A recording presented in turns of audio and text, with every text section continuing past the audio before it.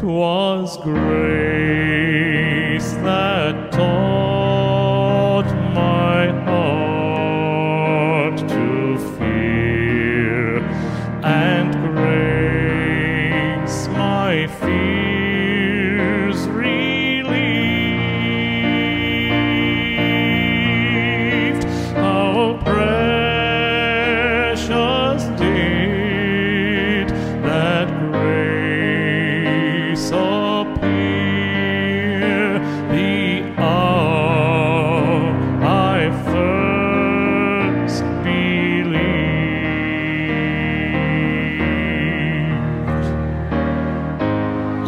Amazing grace that reclaimed a soul once lost,